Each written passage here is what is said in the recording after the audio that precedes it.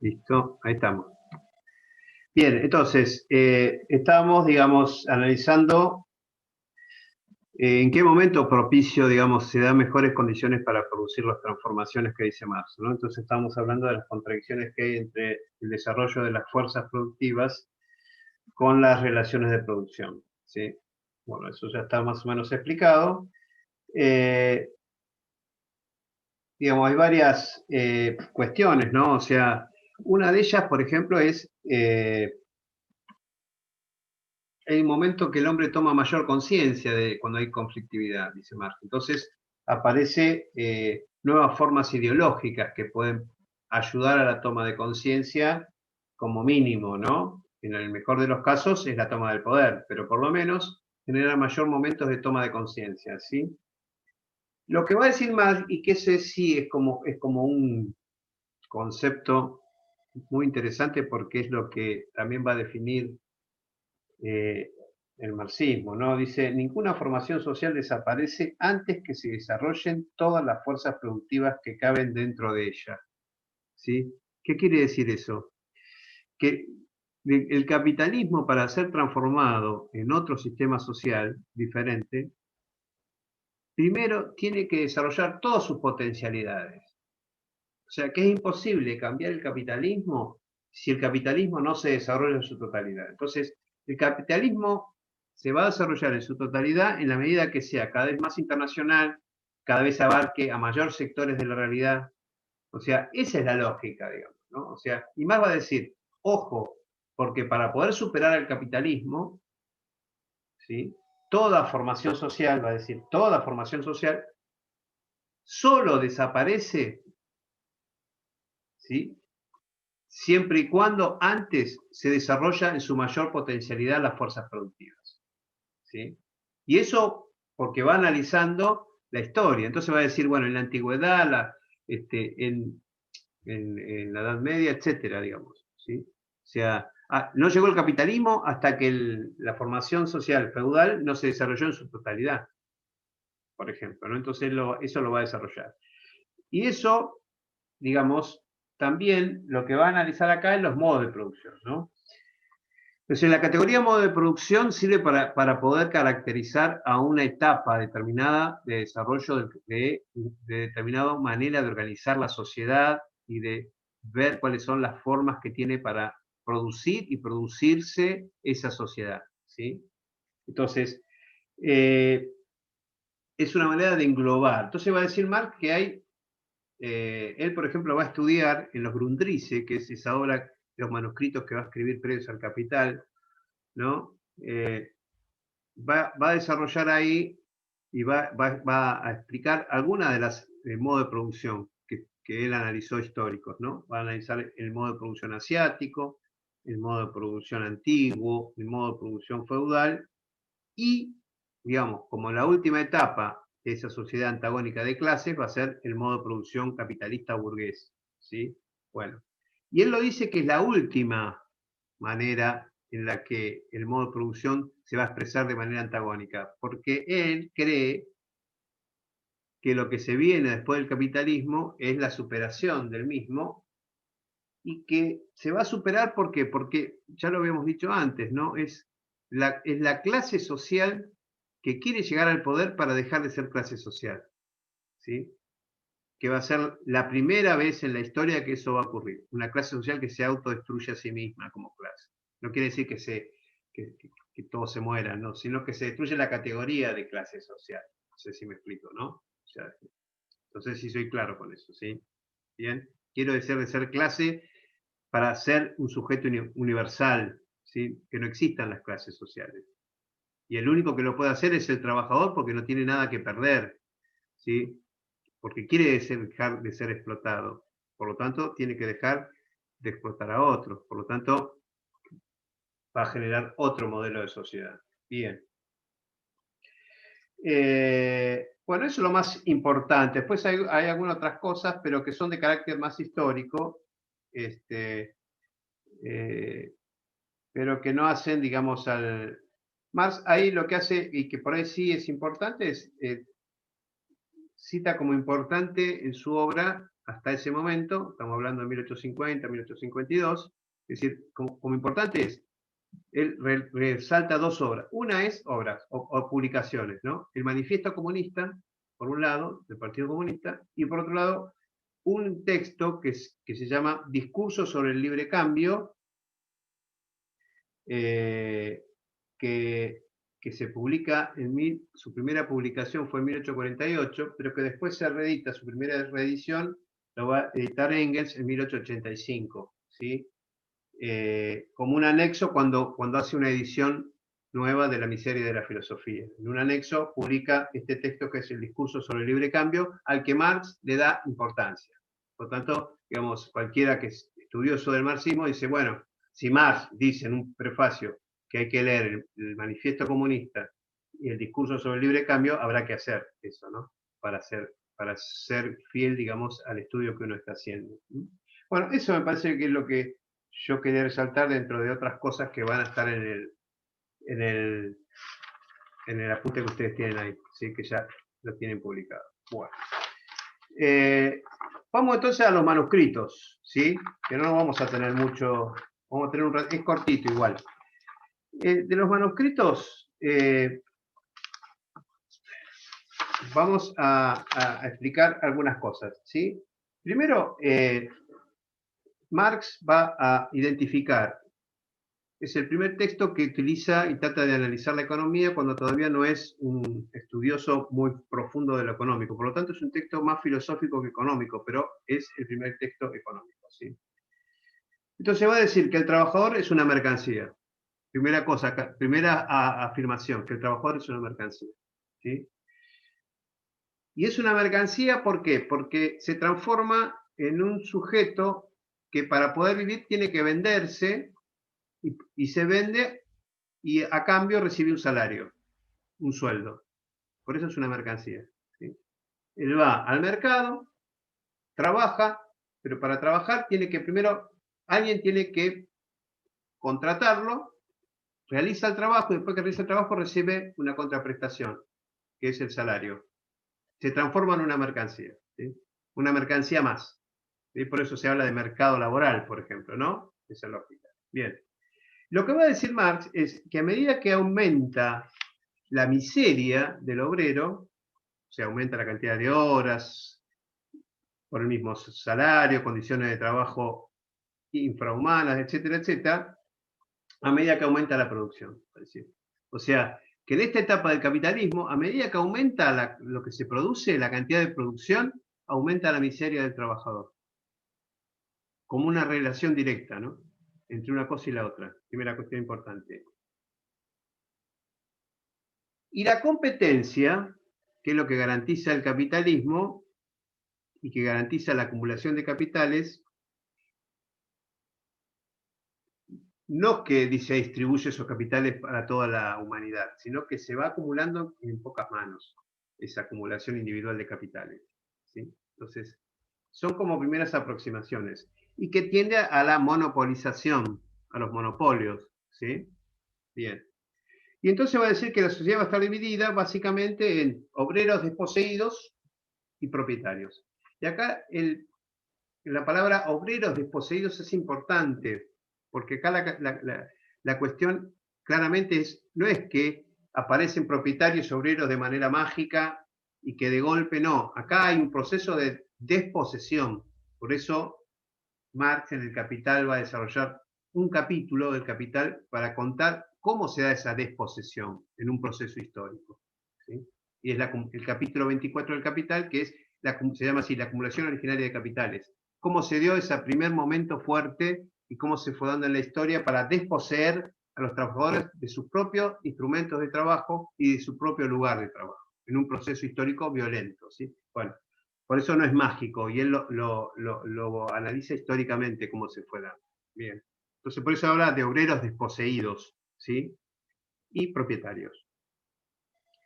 Entonces va a decir que el trabajador, o sea, va a mirar a la mercancía trabajador y a las mercancías que produce ese trabajador como dos cuestiones que compara, ¿no? Entonces dice, a medida que se abarata la mercancía trabajador, ¿cómo se abarata la mercancía trabajador? ¿Cómo se abarata? Pregunto. A ver si alguno... ¿Cómo abarato yo la mercancía del trabajador? ¿De qué manera? ¿Cómo cae Cuando no el la precio? puedo consumir yo, No, la cuando no la mercancía... puede consumir. Ah, No, no, no. La mercancía, trabajador, no lo que produce el trabajador. El trabajador como una mercancía, ¿no? ¿Cómo se abarata? Cuando cuando cobro menos trabaja a través de salario. situaciones más primitivas. No, cuando cobro menos Cuando se salario. generan más trabajadores. No, cuando cobro menos, cuando a mí me bajan el salario, porque ¿cómo se mide el precio del trabajo? Se mide a partir, el precio del trabajo es el salario, es el sueldo, lo que cobra, ese es el precio, ¿sí? Entonces, ¿cómo se abarata, digamos, esa mercancía trabajador, ¿sí? ¿Cómo se abarata? Es a partir de eso, cae el salario. ¿Pero qué va a decir? Que a medida que aumenta las mercancías, que aumenta la producción de mercancías, se abarata la mercancía trabajador. ¿Sí? O sea, esta es la misma lógica que estábamos antes. Aumenta la miseria del trabajador, aumenta la producción de manera directamente proporcional. Entonces sigue con esta lógica. ¿Sí? Por lo tanto dice que el mundo humano se desvaloriza, ¿sí? Porque son las masas, las mayorías populares, se desvalorizan, ¿sí? A medida que se van valorizando el mundo de las cosas. ¿Sí? Valorizar el mundo de las cosas es transformar las cosas en mercancías. Eso es valorizarlas. ¿Sí? Darles valor, aumentar su valor. El valor está dado por el trabajo incorporado. ¿Sí? Entonces, esas cosas tienen valor cuando yo le incorporo trabajo y las vendo en el mercado y tienen un precio. ¿Sí? ¿Tá? Entonces, eso se vive valorizando en la medida que el mundo humano se desvaloriza. Aumenta la miseria del obrero, aumenta la producción. ¿Se entiende esta desproporción que hay entre una cosa? Está siempre marcando que la pobreza de uno implica la riqueza y el aumento de producción de otros. Por eso habla de un sistema total, una totalidad como sistema. ¿Sí? En la medida que aumenta la producción, indefectiblemente va a aumentar la miseria de los obreros. Es como que un Igual, mecanismo profe, genera lo otro. Sí, sí, Camila. ponele que aumente la riqueza del obrero, del trabajador. Eh, no es que el dueño perdón, si el trabajador aumenta su riqueza, no es que el otro tampoco queda pobre totalmente. No, pero si eso ocurre, si aumenta la riqueza del trabajador y el capitalista se empobrece, se termina el Sí, capitalismo. Eso es. claro, por El, eso, capi- no el queda capital, pobre. no, no, no. El capitalismo tiene esa lógica, ¿sí? A medida que aumentan la cantidad de mercancías y que se abaratan las mercancías, ¿sí? No sé si ustedes por ahí, por la edad que tienen, pero qué sé yo, lo que salía una computadora hace 20 años atrás, hoy sale mucho menos. Se abaratan los precios de las mercancías, aumentan, se abaratan, ¿sí? Pero aumenta la producción, ¿sí? Ahora, lo que cae es el salario del obrero en comparación. Estamos siempre hablando en comparación, es un sistema que funciona comparativamente, ¿no? Está interrelacionado una cosa con la otra. El capitalismo subsiste ¿por qué? Porque hay una parte de ese trabajo que genera el trabajador que no vuelve al trabajador, se lo apropia el dueño de los medios de producción. Entonces, eso siempre va a generar ese círculo de explotación. Ese es el capitalismo. ¿Está bien? Bueno. Ahora, dice sí, el trabajo produce cosas, ¿no? El trabajo produce bienes, cosas, ¿sí? Pero también, no solamente que el trabajo produce cosas, sino que el trabajo también produce al obrero como mercancía. Eso tienen que entender bien. ¿Qué quiere decir esto? Que produce al obrero como mercancía. Ese trabajador se transforma en una mercancía en el momento que tiene que ir indefectiblemente y se tiene que presentar en un trabajo y decirle yo quiero este trabajo para poder vivir y poder comprar los alimentos, poder tener una casa, poder mantener a mis hijos, y yo tengo que indefectiblemente ir porque no tengo otra salida, no tengo otra posibilidad.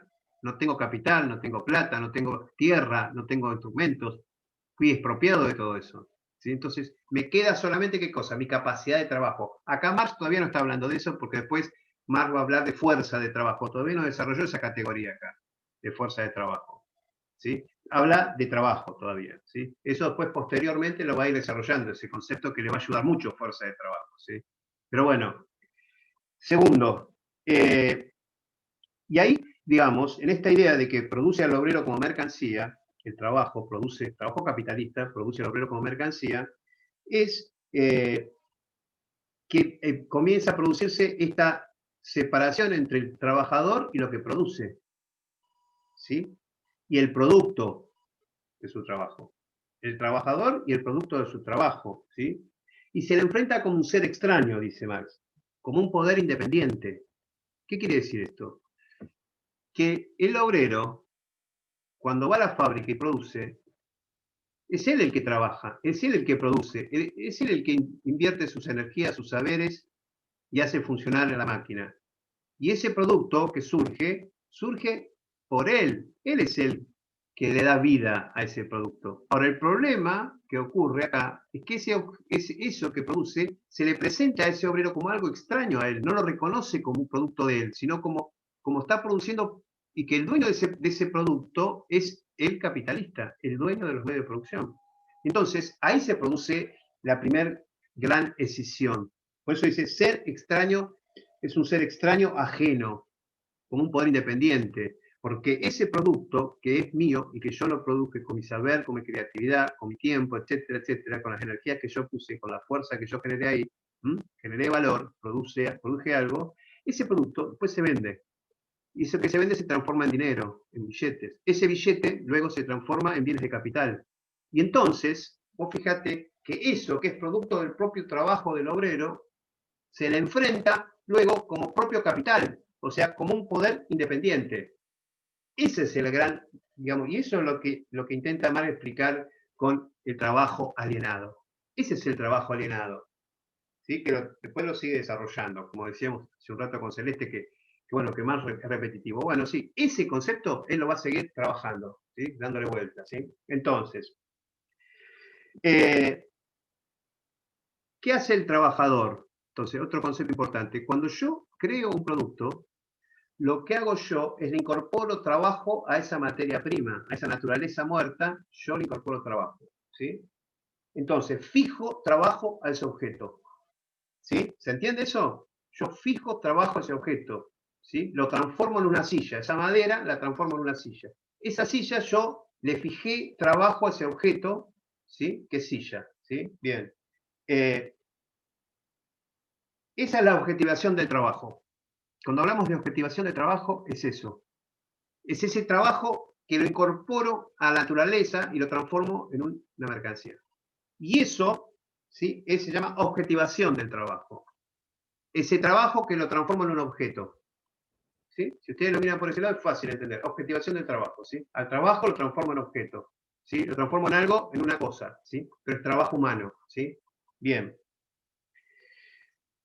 Pero a su vez, este proceso de objetivación del trabajo es la desrealización del trabajador, la pérdida del objeto del trabajador. ¿Sí? ¿Por qué es la pérdida del objeto del trabajo? Porque el trabajador pierde su posesión, pierde su capacidad de entender que es el creador, que es el dueño de eso, en términos muy, muy actuales, ¿no? O sea, en la desrealización del trabajador, porque el trabajador pierde su capacidad creativa. ¿Se entiende? Pierde esa capacidad creativa. Deja de darse cuenta y entonces de esa situación y pierde ese objeto. Y se transforma ese objeto que decíamos, el hombre de ser creador de ese objeto, se transforma en ser dominado por ese objeto que termina siendo. Se transforma en capital. En este proceso que decíamos, ¿no? Mercancía, dinero y capital. Bueno, cuando se transforma en capital, el trabajador se vuelve como en una situación de servidumbre, con eso propio que generó él. Por eso hablamos de desrealización del trabajador. Se vuelve como algo dependiente, sería él, como que lo tiene que seguir haciendo como una necesidad. No tiene que ver con eso. Tiene que ver con que ese objeto que vos, digamos, no te perdiste la conciencia de que es tuyo, de que vos lo creaste, ¿sí? Es como que de golpe vos ves un cuadro y decís, uy, qué lindo cuadro, y te olvidaste de que ese cuadro lo pintaste vos. Perdiste esa conciencia de que ese cuadro lo habías hecho vos. Y ya no es tuyo, es de otro. Bueno, ese es el proceso de alienación en el trabajo, ¿sí? Por eso se presenta como la desrealización del trabajador, porque el trabajador pierde la conciencia de que ese trabajo dejó de ser suyo para transformarse en posesión de otro, ¿sí? Y más va a decir que eso es un proceso histórico de desposesión. En un momento dado al trabajador se lo dejó solo con su propia capacidad de trabajo, se lo dejó sin otros medios que eso, ¿sí? Entonces, tenemos que hacer siempre un análisis histórico, porque si no, no entendemos. No es que va a volver a hacer lo mismo. Sí, claro que va a volver a hacer lo mismo, porque si no hace lo mismo se muere de hambre. Tiene que volver todos los días a la fábrica y cumplir su horario de trabajo, porque si no, lo echan, y si se lo echan, se queda en la calle, y si se muere de hambre, o sale a robar, o vive de la caridad ajena, ¿sí? Pero se muere, ¿sí? Si no trabaja, no tiene la libertad, ¿sí? Pierde esa libertad. Entonces, este proceso, ¿sí? La apropiación, acá hay un proceso de apropiación de trabajo ajeno. Hay un proceso de apropiación del trabajo por medio del capital. El capital se apropia del trabajo ajeno. ¿Se entiende eso? Mi trabajo, porque yo produzco las cosas, pero resulta ser que lo que yo produzco no es mío, y yo no me doy cuenta que no es mío, es del otro. ¿Sí? Y entonces la apropiación se transforma en extrañamiento. ¿Por qué? Porque perdí la conciencia de que eso era mío, que yo fui el creador. ¿Sí? Cuando yo tomo conciencia de eso, entonces lucho para darme cuenta y digo, me estás robando mi trabajo. Y entonces, bueno, obviamente que las relaciones ahí se transforman en otra cosa. Dejan de ser de dominación para ser de otra manera, para disputar, para luchar, para... Fíjense, muchas veces en las empresas recuperadas, muchas veces se llega a esa circunstancia, ¿por qué? Porque el dueño de la fábrica se va. Dice, no puedo, voy a producir más porque me estoy perdiendo plata, me voy. Y los trabajadores se dan cuenta y dicen, no, te vas a ir y yo me quedo sin trabajo. Entonces, ¿qué pasa? Y ahí te empezás a atar cabo y decís, bueno, pero en realidad, bueno, yo soy el trabajador. Ahora, si yo tengo las máquinas y yo las manejo, yo puedo ser también, llevar adelante la producción. Y es el proceso exacto de toma de conciencia que los trabajadores se transforman, ¿sí? Obviamente con el apoyo del Estado, con un montón de otras cosas que ocurren, ¿no? Pero digamos, mientras que eso no ocurre, el trabajador se produce este proceso de extrañamiento, de enajenación, ¿sí? Extrañamiento y enajenación, ¿sí? Es extraño, ese objeto se le presenta como extraño, ajeno a mí, que soy el papá. Yo soy el creador. No sé si soy claro en esto, por ahí lo repito mucho, pero es eso, ¿sí? Sí, Celeste. ¿Querías No, preguntar algo, perdón, Celeste? abrí el micrófono, no, perdón, abrí el micrófono y justo me hablaba mi hijo. Está bien. Así que Está por bien, no, eso, perdón. sigamos. Saltó la Está voz. bien, seguimos. Bueno, y ahora sigue explicando esto. ¿Cómo ocurre esto? Esto que decíamos, ¿no? La apropiación que genera extrañamiento y enajenación, ¿sí? Bueno, el trabajador crea un producto. Este producto se le presenta como extraño al propio productor, ¿sí? Y se transforma extraño. No es mío, es de otro. Si es tuyo, no es mío, yo no es mío, es de otro propietario. Yo no dispongo de ese bien. El que lo vende es el dueño y el que saca la ganancia es el dueño, ¿sí? ¿Se entiende esto? Entonces, el trabajador, en este contexto, en este proceso, aumenta la pobreza, a medida que esto se va desarrollando, aumenta la pobreza y se transforma ese producto extraño a él, se produce como el mundo como más poderoso. O sea, en la medida que aumenta la pobreza del trabajador, ese producto extraño se transforma en algo cada vez más poderoso. Y ese objeto extraño es el capital, porque tarde o temprano es capital, siendo el capital que después lo va a seguir dominando y va a seguir en este proceso de extrañamiento, ¿no? Por lo tanto, cada vez es menos dueño de sí mismo el trabajador, porque cada vez depende de ese capital que lo contrate. No tiene la libertad, cada vez es menos dueño de sí mismo. O sea, no es un esclavo, pero está fuertemente condicionado por el contexto para poder sobrevivir. ¿Sí? Ya no tiene un pedazo de tierra, ya no tiene los instrumentos, ya no tiene otra forma que ir a la fábrica y punto. ¿Sí? Bien. Entonces, la enajenación del trabajador en su producto, ¿qué quiere decir esto?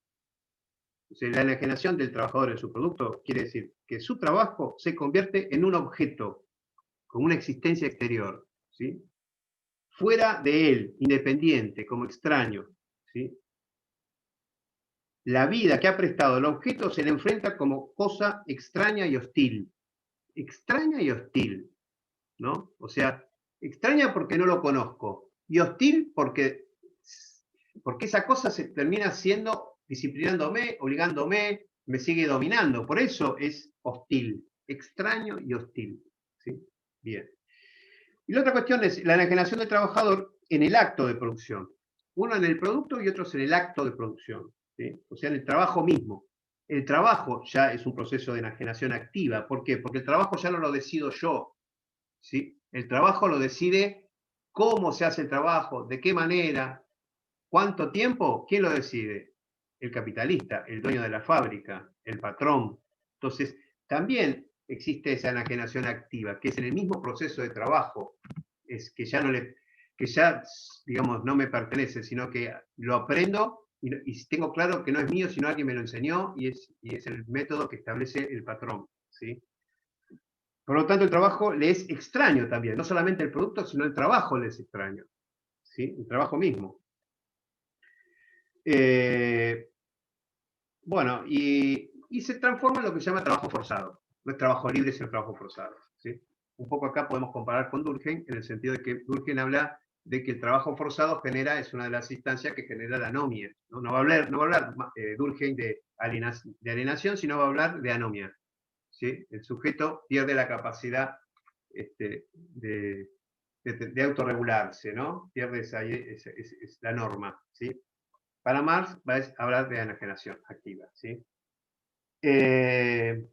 Y después, digamos, tenemos que hablar de el hombre como ser genérico, que es otro concepto medio difícil, complicado para entender. ¿Sí? Por lo menos vamos a tratar de desarrollar ese concepto, si llegamos a... entonces, ¿cuándo el hombre es un ser genérico? Porque se relaciona consigo mismo como un ser universal y por eso es libre, ¿sí? Ser genérico quiere decir que uno se siente como un ser universal. Y ser universal, en el concepto de Marx, en ese momento es un ser plenamente libre, ¿sí? Y eso es un ser genérico, ¿sí? Y es ser genérico porque es el único sujeto universal y libre que existe en el mundo, en la naturaleza, ¿sí? Y entonces la vida genérica consiste físicamente, dice el hombre, desde la perspectiva animal, ¿no? Dice, vive de la naturaleza inorgánica. O sea, el hombre vive de la naturaleza inorgánica. Ese es el aspecto animal del hombre, ¿no? Ahora, a medida que cuanto más universal ese hombre se va transformando, cuanto más se transforma en un ser genérico, ¿sí? Tanto más universal es el ámbito de la naturaleza inorgánica a la que se sirve. O sea, ¿qué quiere decir? Que el ser humano, a la medida que va, digamos, transformando su naturaleza, que va construyendo instrumentos, que va incorporando, se apropia de la naturaleza, esa naturaleza también se va a transformar, digamos, en algo propio del ser humano, se lo apropia del ser humano. ¿Sí? ¿Sí? Bien. Entonces, la universalidad del hombre, esa capacidad de ser genérico, hace de la naturaleza su cuerpo inorgánico. O sea, cuando el hombre se apropia de la naturaleza, forma parte de su propio ser. ¿Sí? Bien. ¿Y eso qué implica? ¿Por qué decimos que hace de la naturaleza su cuerpo inorgánico? Primero, porque los uso como medio de subsistencia, ¿sí? Para comer, los medios para comer. Y segundo, como materia, objeto o instrumentos de trabajo. Los transforma como medios de producción. Entonces, en la medida que de esa naturaleza utiliza los medios para satisfacer sus necesidades y a su vez utiliza la naturaleza para transformar esa realidad en objetos y instrumentos de trabajo, entonces hace de la naturaleza su cuerpo inorgánico. Entonces, ¿en qué sentido hace de la naturaleza su cuerpo inorgánico? Cuando esa naturaleza cumple la función de medio de subsistencia y a su vez como lo transforma en instrumentos de trabajo o objetos. Ahí, entonces, esa naturaleza es su cuerpo inorgánico. ¿Se entiende eso? En ese sentido. Ahí se apropia la naturaleza, ¿sí? Bien, nos quedan 2 minutos, a ver si puedo sintetizar. Nos quedaron varias cosas en el camino, pero bueno, hasta donde lleguemos. Por ahí podemos, la primera clase de Weber, terminar con este último párrafo, hasta donde lleguemos, así terminamos un poco con el trabajo enajenado, si no nos queda... así que bueno, cuando se corte, nosotros después seguimos la próxima clase y terminamos la última parte de esto, ¿sí? Bien,